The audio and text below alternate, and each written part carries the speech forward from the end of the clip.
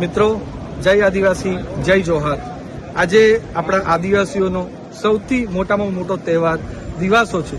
તો સૌથી પહેલા તો મારા પૂરા ભારતભરના અને ખાસ કરીને ગુજરાતના આદિવાસીઓને ખૂબ ખૂબ શુભકામના હું આપવા માંગુ છું। આજે જે દિવાસો છે અને જે ઉજવણી આપણે કરીએ છીએ એમાં પણ ખાસ કરીને વાત કરીએ તો અમારા નવસારીમાં ઢીંગલા ઢીંગલી અને ઢીંગલા બાપા વર્ષોથી પ્રખ્યાત છે, દાયકાઓથી પ્રખ્યાત છે। હું નાનો હતો ત્યારથી જ દિવાસોમાં ભાગ લેતો હતો, ઢીંગલા બાપાના દર્શન કરતા હતા અને ઢીંગલા બાપાના દર્શન કરવા હજારો લોકો આવે છે।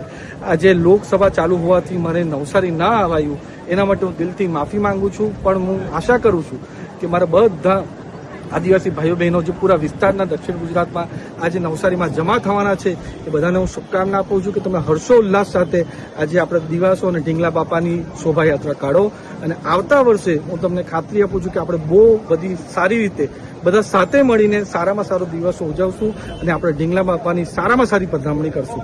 જય આદિવાસી, જય જોહાર।